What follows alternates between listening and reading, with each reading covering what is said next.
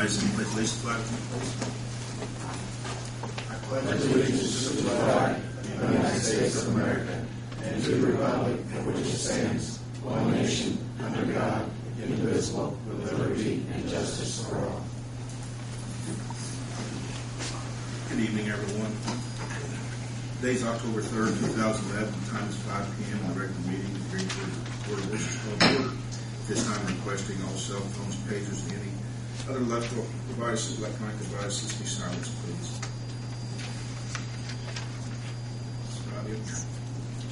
Scott, if this PA starts raining, could you try to adjust it a little bit? Yeah. Appreciate it. Roll call, Joe. Steve. Here. Here. Riley. Here. Here. Here.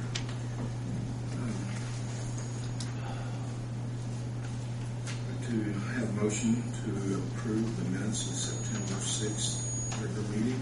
Unless there are any addendums or amendments.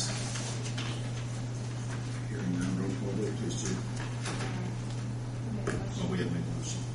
So moved. Second. Rodney made it. Jamie second.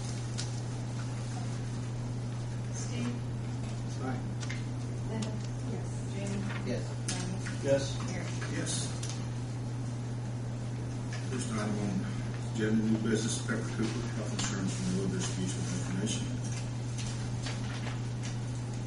What I'm going to give you is what we're going to give the other people that want to put on the insurance. And then I'll go over this with you, and then I'll ask you to make a decision how long you want to give them. I left that blank.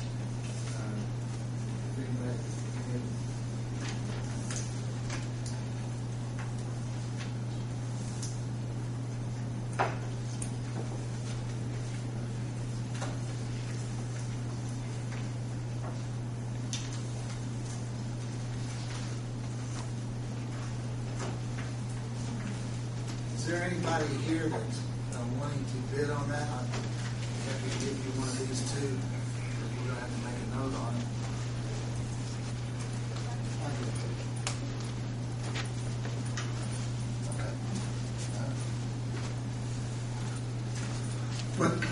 What my function was to create enough information to allow anyone to give you a price on these health insurance employee benefits. And so the first page is kind of informational. I'm going to only point out the important and things that you could change tonight if you wanted to. So let's go down to where it says partially self-funded with an initial specific deductible of $45,000. We raised that, I think it was a year ago, to $45,000. So it's only been $45,000 for 1 year. What that means is if I have claims and I work here and they're over $45,000 in any 12 months, then the insurance company pays those claims above $45,000. That's called a specific deductible. Your current carrier, she's using the word carrier, but she breaks that down and says your third-party administrator who pays your claims at SIHO, you're actually insurance carrier's companion life. Your current plan offering has been the same for a long time. It's a PPO, and the benefits are provided within this packet. Now this is really important. The next thing is this contract type requested for quoting. You have what is called a paid contract. So any claims that are out there and have not been paid after January 1 of this year, as long as they're paid in a 12-month period, they're covered under your aggregate deductible, which is your big number. 80% of your cost is your aggregate deductible, or 12 months worth of claims that would be paid.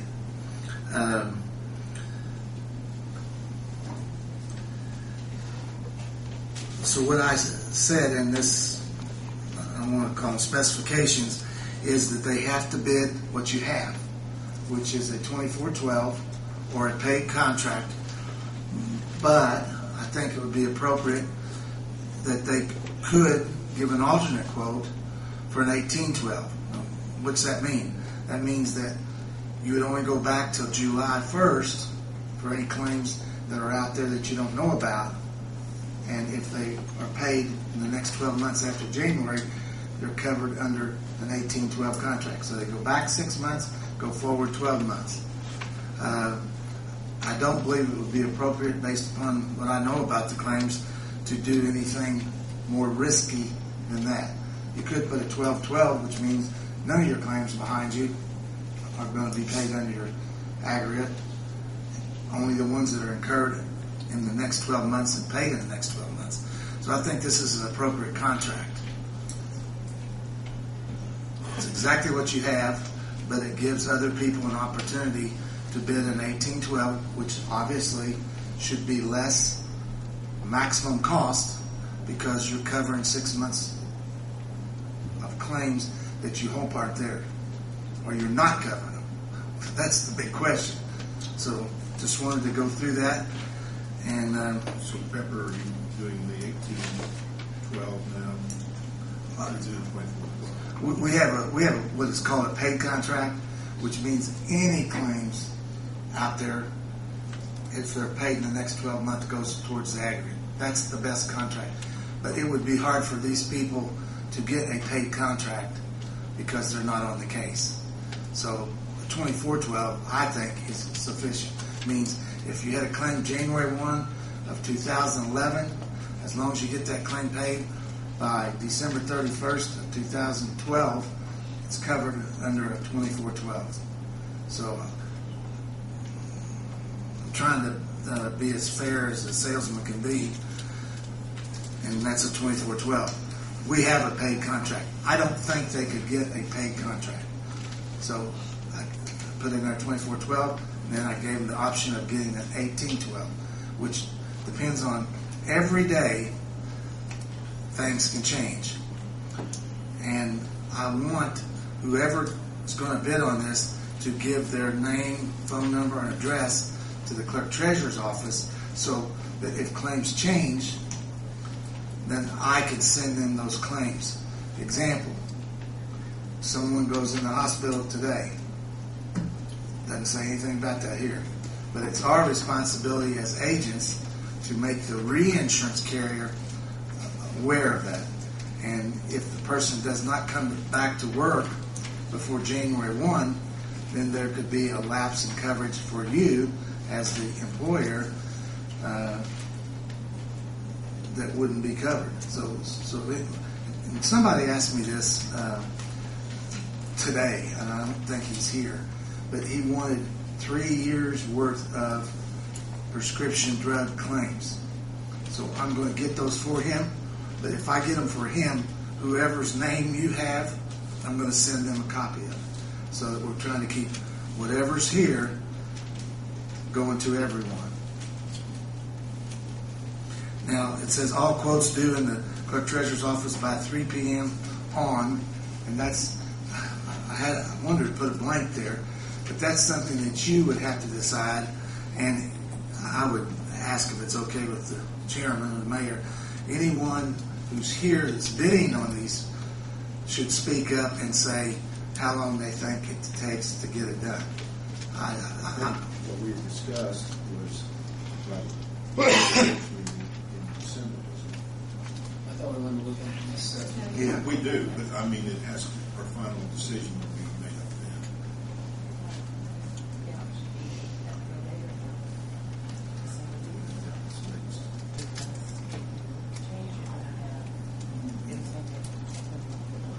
then. A new open enrollment and explanation. Now, this is the good part about partially self-funding. We're giving them a copy of the benefits, and one person asked to see the plan document, so we're going to email that to him. So if when people give you the phone numbers, get the email, and we'll email. One person gets something new, everybody gets something new. In fact, for everything you presented here is what we currently have. Correct. I'm guessing and please speak up if you're here and want to bid. I think, when is your last meeting in October? This is it. Okay, well then, if you give them to,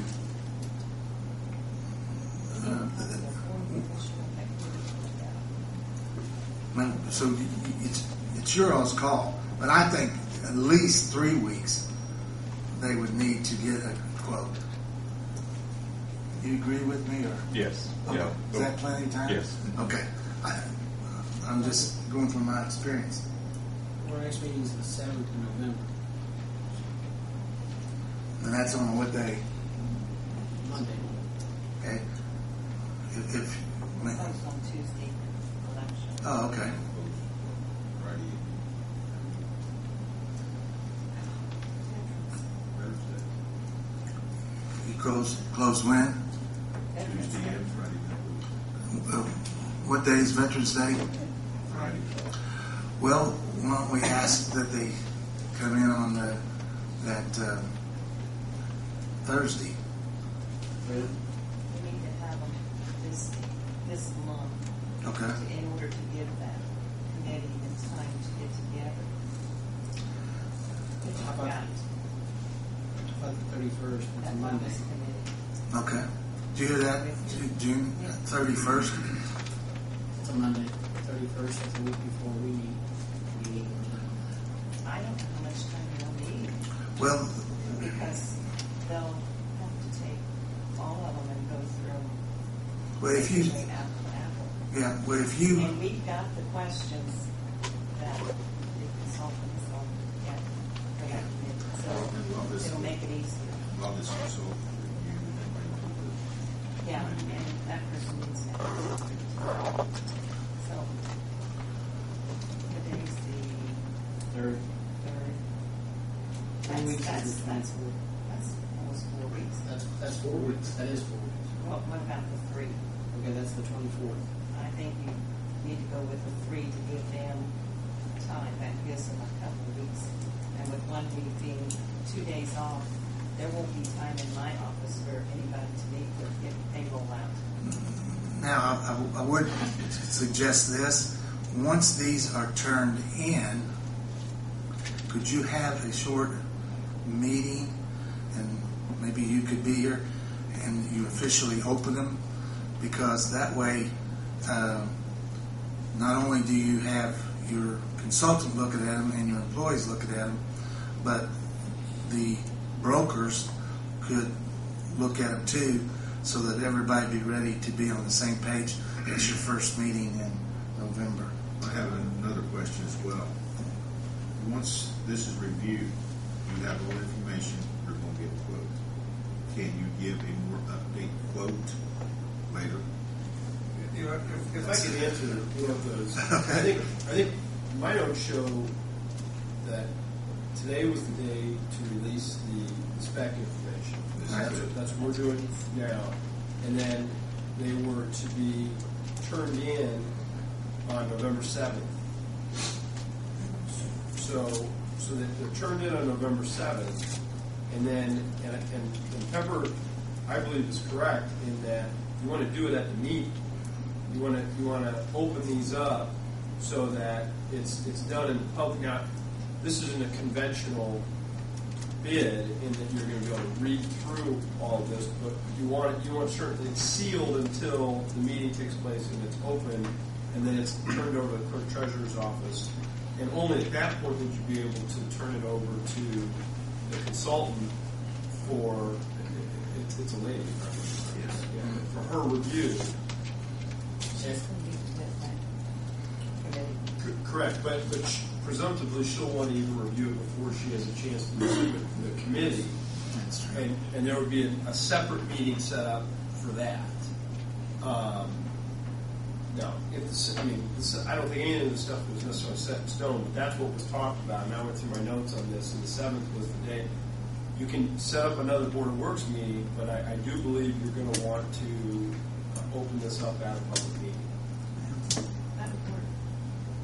It's one way we get up basically 2 weeks ahead of time to do it on the 24th, when it previously been discussed on the 7th. So that'd work. Because that'll help it. We'll be in Gateway anyway. That'll help us get through Gateway. Because we gotta have it in by the end of very first of November. And then the committee, So 3 weeks is sufficient. basically the different. It would be better if we could open it on the 7th. That's what we talked about in our preliminary meeting that we had with you. Because we're still having some additional information that we'll be waiting on for the medical claims. And that was the other thing that, for the sake of ease and probably for Pepper's sake, this is always in flux. What was contemplated last time was, or as I understood it anyway, was that you pick the 3rd of October, and that it is what it is on that day. There may be new claims that come in, there may be adjustments, but that's always going to be. This way, everyone just knows that they're dealing with the numbers up to and through October 3rd, and whatever quote, we don't have an issue come November 7th that, well, I didn't get that information, or it's granted there could be several claims that come in over the next month that don't properly reflect what the city's really looking for. But if you just pick a date and everybody stays with that date, then we should have apples to apples specs. And that way Pepper doesn't have to, you're not putting on Pepper to get the information out, and then we have issues amongst the various insurance companies. Yeah. I understand right then it's November 7th. Any questions? November 7th is when the insurance companies are going to bring their proposals to us. The meeting of November 7th. And then It will you'll be be open. open June's office one and close it. But I put 3 p.m. and I left the date off. So if they all were in her office by 3 p.m., she's just going to bring them here and open them here. Stamp them. Yeah. Stamp them. So I put 3 p.m. because of you guys meeting at 5 and giving. And really, After that, the consultants will look at it after November 7th. And June, you said otherwise, but I'm assuming that if you don't have a special meeting on the 24th, you're going to have a special meeting most likely in November to go over what the consultant is going to talk to the committee about. Or the committee's going to have to meet sometime in November, because you don't want to wait until that meeting in December. Right. So this is what our consultant will look at. She may look at this and bring it to the closed one. Correct. And then she'll bring it to the committee. Yeah, it's just got questions for all that. the longer time you have, like November 7th, then if something happens or somebody asks for additional information, everybody will still have that in a timely manner. So November 7th, even though it's still maybe not as quickly as you wanted, really works well because of the fact that we have to say nothing has changed. Let's say if you gave the insurance to me with a different company on November the 10th, a special meeting, then I have to say to the reinsurance company, to my knowledge, nothing has changed that I have given you. And no matter whether it's me or anyone else, you have to say that. And if you know that something has changed, like serious automobile accident or serious heart attack or stroke, you have to tell them. Because if you don't tell them, then it's on you as the agent. So, and everybody goes by those same rules. So November 7th is probably a good day. Any questions? How long would it take before we'd be ready to review the information? I can't answer that. I'm not on that committee. That's up to Barb. I'm not on that committee. I think probably 10 days. There's what? Who is it? There's a member here from the board works. There's a member from the council. There's a Lloyd, and Devin is on there. I know.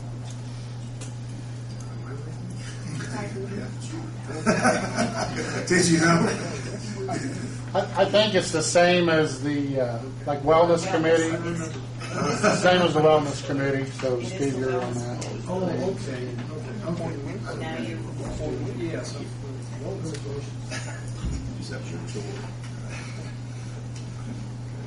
So they'll work around that. I mean, Devin will get a hold of you guys and work on it. You guys can all get together and the art.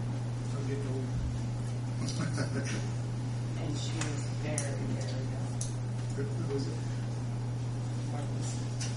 very knowledgeable. Okay, if it's going to be the 7th, I'd like for everybody to get your pen out and write in that blank. November 7th. Okay. Do you have another copy of this paper? Yeah. Or would you like another copy of it? I'll give you. We can do that. I got some.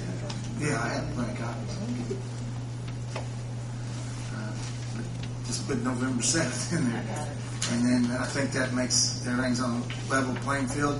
But when I get those prescriptions, because that's kind of an unusual question, but he must, or she must, I don't really remember if it was he or she, must believe that if those claims show something to reduce the cost or to predict the future, everybody should have them. So when I get them I just found out about today, when I get them for them, I'll send it to him and anybody else that wants it, as long as you have their name and email. And I'll give you Devin this. would have those. Okay, well, I'll work with I Devin don't on that. I'm not dealing with Shelley's work. Okay, thank you. Thank you, Pepper. Appreciate it. No problem. I don't think Tom is here. What company are you with, sir? I'm Robert Gallion. I'm with Kemper Insurance. Okay. Do you want to look at that and address it at the end of the meeting? Sure. Or, if you have any questions, I'd put you on there just in case you had any questions, but your question would be more to Pepper than with us anyway. Right. You want to get those, Tom? Well, I can go through the rest of this, but it's claims experience, census, goes back this year and 2 years back, and then the census, and I think we put a current billing in there, and we put the last 2 years renewals. So I doubt if there'll be very much that anybody will want, but I never thought anybody would ask for 3 years of prescription drug coverage. If you have any questions, do you have questions now for Pepper? I'd have to review the information first. Okay, will you write down my phone number? Sure. 502-558-2525, and then let's say you have a question about some claim. Then I'll get back with you, and then I'll just, whatever I say to you, I'll email to anybody else that picked these up. So we're all hearing the same thing. Okay? Okay, thank you, Pepper. You're welcome. Next item on the agenda, representative from Trunk or Treat. Thank you for the present from the city of my mom.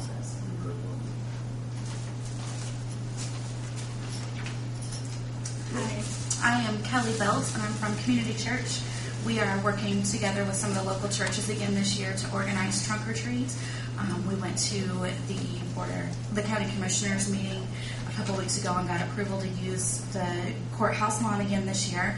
On October 29th, the event will be held from 3 to 7 p.m. And I'm in contact with Doug Westerfeld from the Kiwanis Club about coordinating the costume parade again this year. And I spoke with Mark Klosterkamper from the street department about how things went last year with the way that we blocked the streets off and the parking spaces, and he was fine with how we did that. So I wanted to ask permission to block off the South Side Road where the farmers market meets and the inner ring of parking spots along the courthouse lawn again, starting at 9 a.m. on the 29th until 10 p.m. on that night, just to cover the setup and clean up from the event as well. 9 a.m. to 10 p.m. on October 29th. And you've been to the commissioners, right? Yes. And they've agreed to that? Yes. 9 a to 10 p.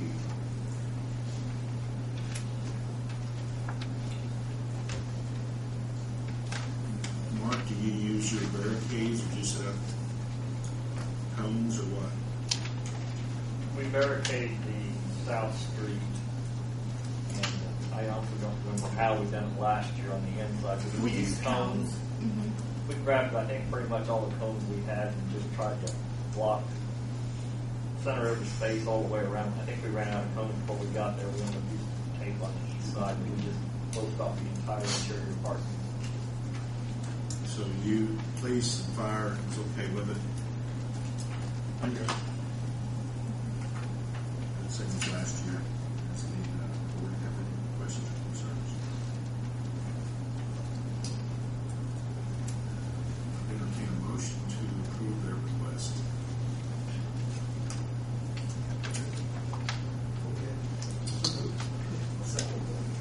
More discussion. Hearing none, roll call vote, please, Jan. James? Yes. Linda? Yes. Brad? Yes. Steve? Yes. Gary? Yes. Thank you. Thank you. Next item on the agenda is Tanya Downey, Creek County Players.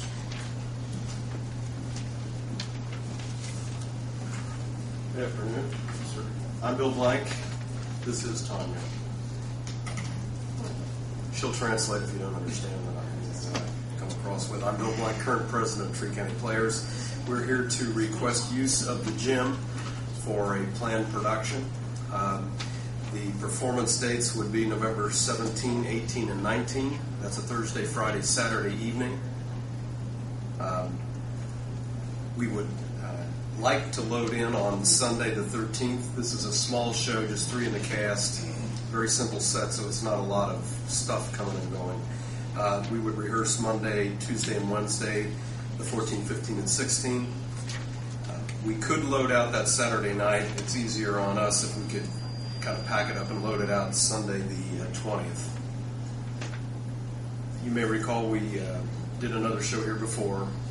We understand the same kind of circumstances that we would need a police officer present. We would commit to the cleanup, and we're appreciative of the fire department getting us access at the various times we need to come and go. So simply stated, that's it. It's a fun little show. It's a Christmas themed. It's adult in the sense that it's not a children's show, but it just addresses, it's called Every Christmas Story Ever Told and Then Some. So it's a mashup of Frosty and Rudolph and all of them mushed into one thing, intended to be funny. Hopefully that will be the case. So that's what we're asking for. We did it last year. There was not any problems. It's basically the same schedule as last year, right? Yes, sir.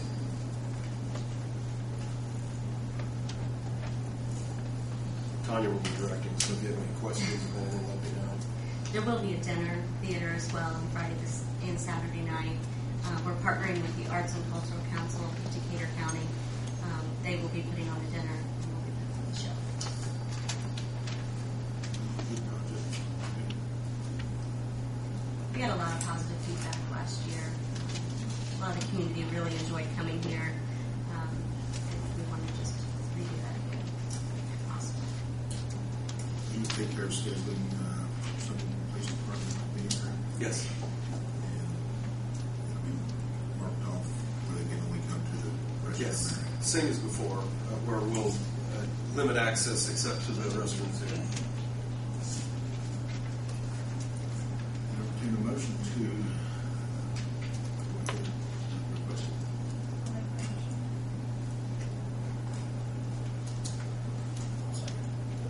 Any more discussion?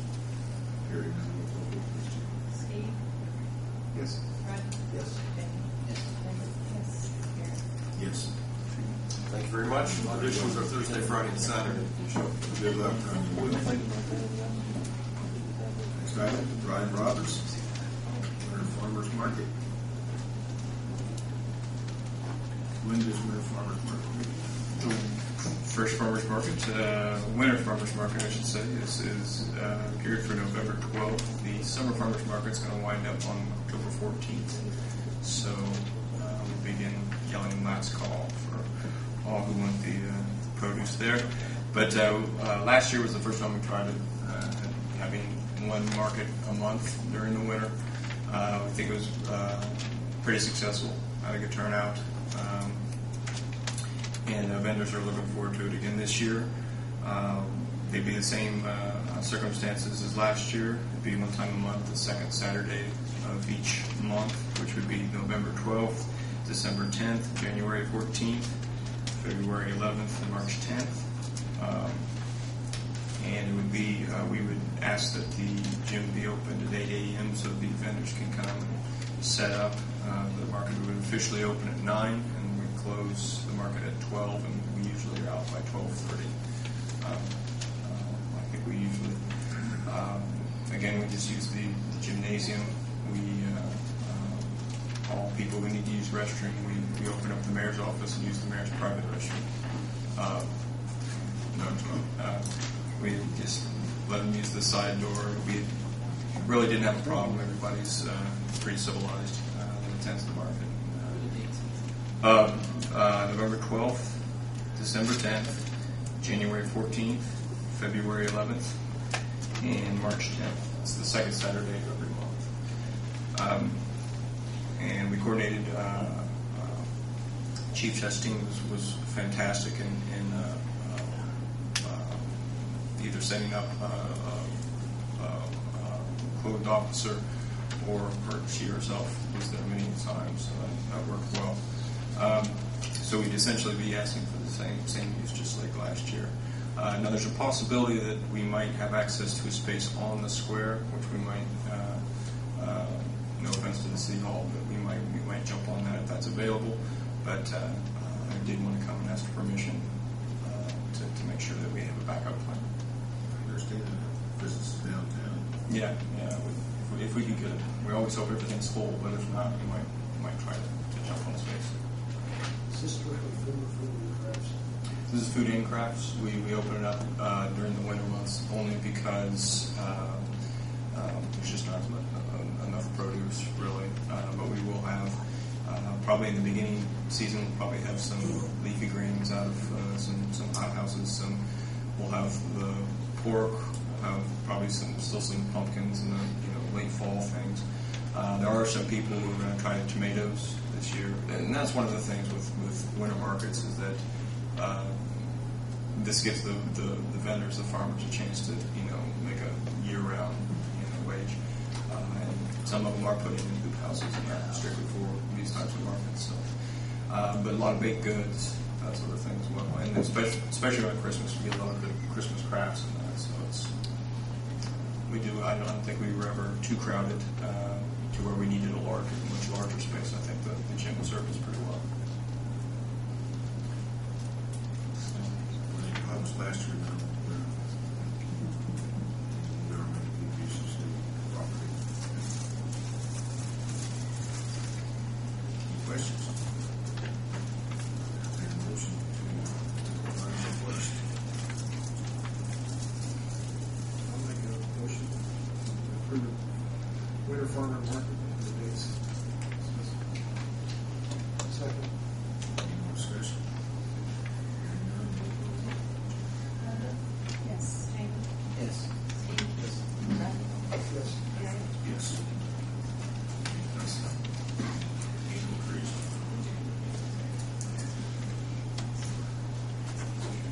Now, the agenda, Scott Chasteen, Chief Scott Chasteen, radio pager. I have a few things I'd like to discuss with you this evening. First, one of them I didn't give you any paperwork on. Last week we were awarded a $5,000 grant from the Indiana Department of Natural Resources. We're going to be collaborating with the Washington Township Trustee's Office to put what's called a new skid unit on the four-wheel drive grass truck down there. It's about a $15,000 project, and we got a third of that as a grant, and Washington Township will be paying the remainder of that. So it'll be a truck that we can use inside the city limits at no expense from the city. So that's one thing. Next one is the voice pager purchase, which hopefully you got that in your packets. Coming up next year is something that's called narrow banding, and it's a requirement because there's not enough radio frequencies out there, so they're starting to, take from a frequency width of say 1 to 10, they're going to narrow it down to maybe 1 to 5. and some of the equipment that we currently have is older equipment and will not narrowband, so we're going to have to pick up at least 10 of these voice pagers. We're looking at some other technologies too. We're doing some tone to texting where it comes across your phone and stuff like that, but it's still important for us to have the voice type pagers for the guys here in the county and stuff, so that they can hear what's going on. So should have found 3 quotes, one from Compros, one from ERS, and one from Owens. The cheapest was Compros. That's the company that we currently buy most of our radio equipment from. Their price was $390 a unit. The next closest, cheapest was $420.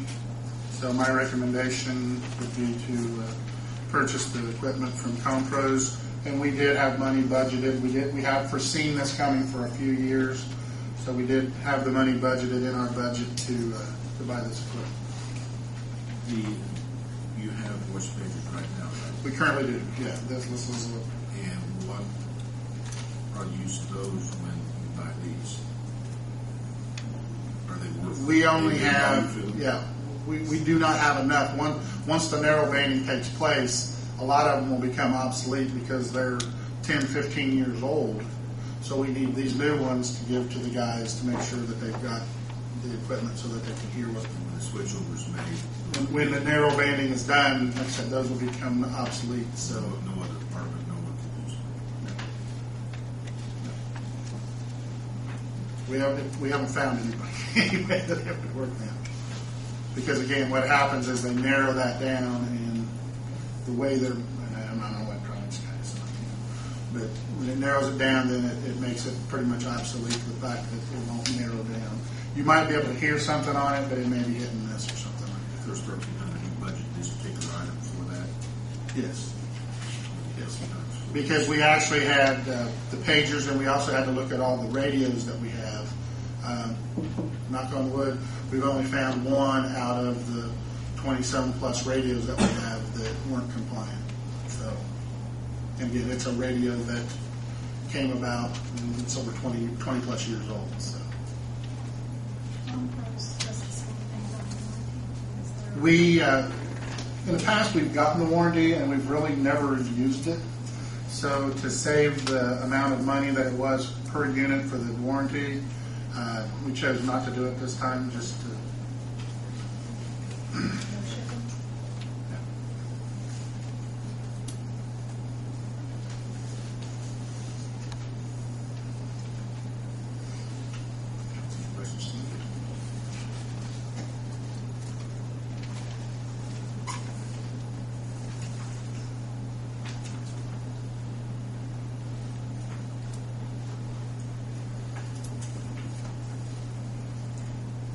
Questions? Motion. Scott, question. So moved. More discussion? Hearing none. Jamie? Yes. Steve? Yes. Linda? Yes. Ron? Yes. Gary? Yes. Yes, if we could, please. I apologize that I wasn't able to get this in your packets, but this is a project that came down after the packets were out. Actually, if you look, I actually got some of the paperwork still just yet today. We've got an opportunity to pick up some equipment that is actually set up for the District 9 Homeland Security District Task Force. District 9 is a 12-county area in southeastern Indiana that the Indiana Department of Homeland Security has set up in the event of an emergency or a disaster or such thing. And there's a lot of equipment being purchased or being funded. What this is a Zoomro rehab unit, and there's some pictures in there. It's a trailer, and then the tent portion comes out the back of the trailer and basically makes a little structure. And again, there's a whole list of features and stuff that go along with it. Cost of the entire unit is about $44,900. Of that, we would purchase it up front and submit it in, and the state of Indiana would reimburse us those funds back. The only expense for us would be housing, insurance, but it does become our property. It is not maintained with the state of Indiana. It becomes our piece of property. But we would just have to sign on that if it needed to be in Lawrenceburg or somewhere for a disaster, that we would tow it there to be used by the District 9 Support Services Division. No, we don't have to stay there and operate. We would not have to stay there. We would just tug it there, and it is tuggable by expeditions or pickups, so we would actually have 4 vehicles at the department that would be able to tug it. Or, again, if they've got a vehicle, they could come pick it up also. But right now, it would be, we would tug it to them. Do we have a written agreement from the state? We will have. That's a situation that's coming down with a memorandum of understanding of how this is deployed out, how this is so on. But yeah, when we, like I said, and depending on how quick the state gets with releasing funds, which who knows with that, we could actually possibly have the funds before we ever actually have to pay for it. But the funds, we do have some supplemental funds in the Honda Fire Fund that we could use up front and then reimburse back in once the state funds came back to us. So I don't think it would put us in any type of a burden or anything for the fund. What's the cost of getting insured? That I haven't come up with the cost on that. I wish somebody else would be as proactive as Greensburg is and the chief is, where they've taken the light and say, hey, we have the shooting down here if you need to use it. But this way, we're going to have it here, closer to home, and that is needed. If we also had responsibility for delivering it and probably setting it up for people's use, tearing it down. And if the district concept was to go away, it's still ours. So. Don't have any storage problems. I'll park with the rest of the trailers. What about ongoing costs to keep it plugged in? No, there's nothing to keep it plugged in. It would be our responsibility for maintenance. Of course, it is our asset, so that would be part of our responsibility. Yes, I think it's probably $300 to $500 a year. I'm not sure. I mentioned it, chief. I'll make a motion that we purchase this item with the understanding that we will receive a letter from the state first, that when it is approved by our attorney, that is acceptable to move forward. Second. Are we done second? Are you saying the money come from the state first? No, I'm saying that we go ahead and pay for it. Okay, But with reimbursement. So we get a memorandum of understanding with the state on deployment and so on. Is that what you're? Right. Yes. If the attorney approves it. Okay.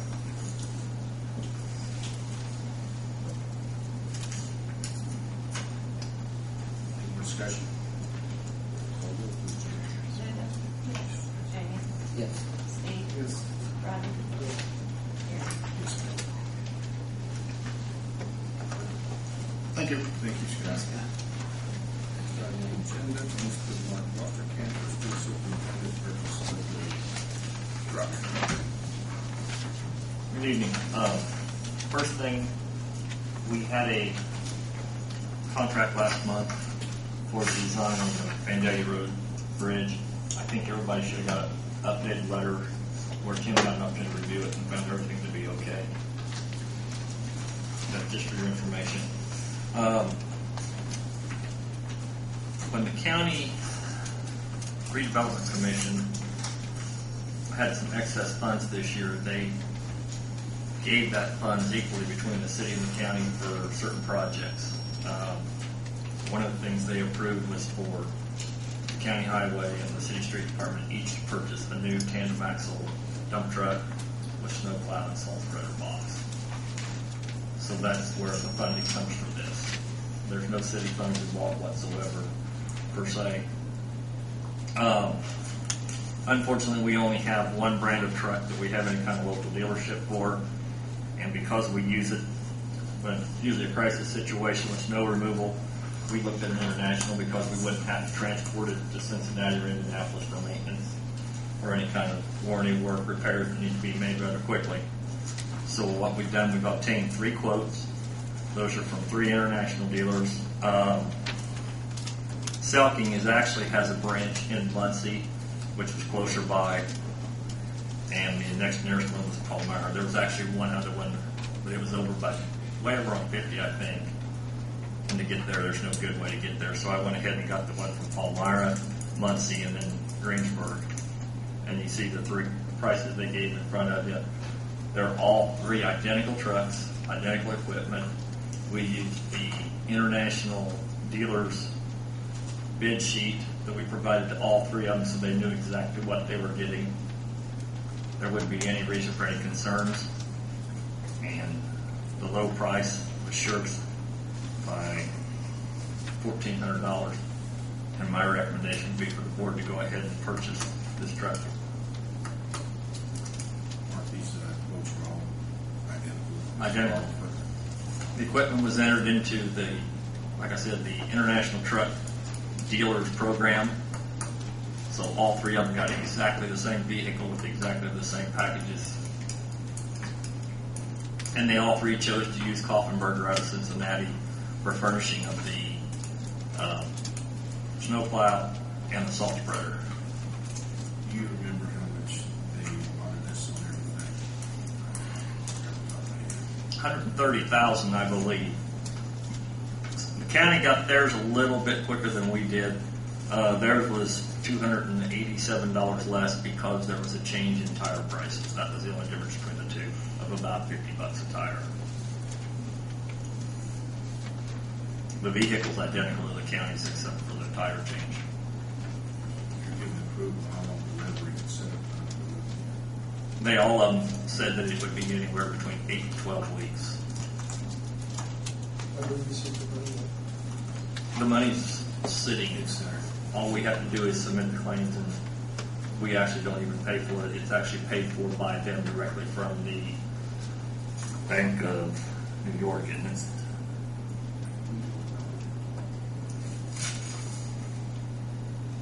Okay, they got $121,522 was what they had allocated for it.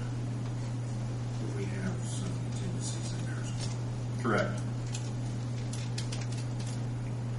So did you say this is replacing that truck? Or you sure it's going to be an additional truck? This is an additional truck. It's to be concentrated strictly for the TIF area, which surrounds Honda. So you're $7,000 for contingencies?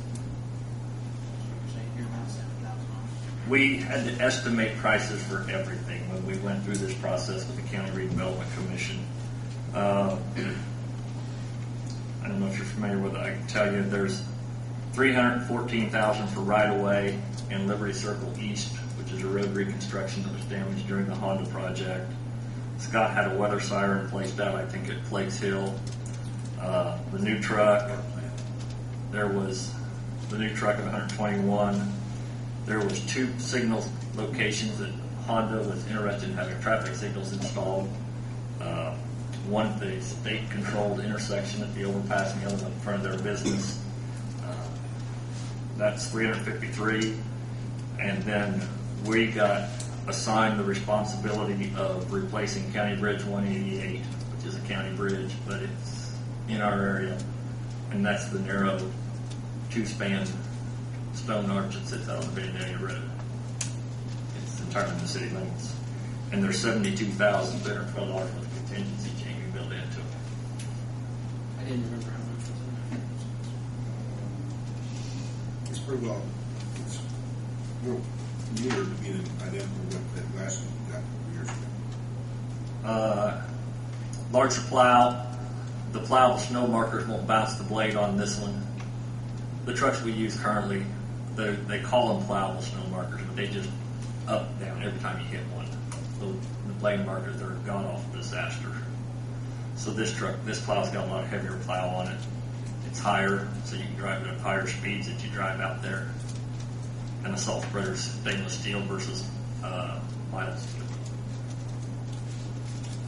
And to keep everything equal, which was a big concern of the Redevelopment Commission, we ordered exactly the same vehicle the county did.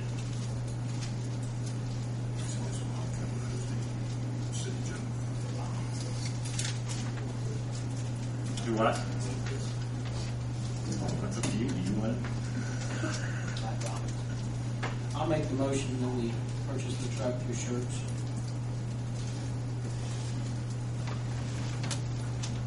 Second. Any more discussion? Yes. Russ? Yes. Steve? Yes. Jamie? Yes. Yes, I did that. Okay. You take it to Cincinnati and have them drop it off, and you go down and pick it up when it's done. Thank you, Mark. The retention pond changed out there on the Governor Road. The Governor Road's going to get raised up right there, is that the way I understand it? Slightly. I don't know what the plans call for exactly, but I got a letter because the front side. I don't think it's 4 foot. Gary, you want to step up? We put in a 10 by 14 box. I don't think it's 4 feet. I could run over and get a set of plans. The elevation of the pond might be going up 4 feet with the berm. I think the road only goes up 18 inches or something like that. The road increase, it can't go up very much because we've already got the approach off of, I don't even know what the street is, the newest subdivision out there. Matt Bark leaves on the corner right there. We can't raise the road very much or else we're going to have those people on that road.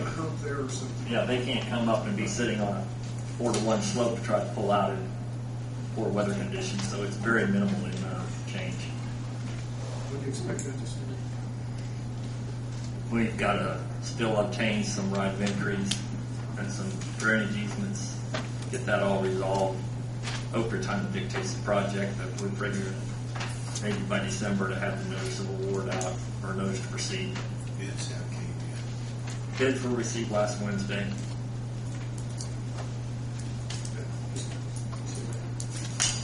Thank you, Mark. Thanks. Jeff Smith.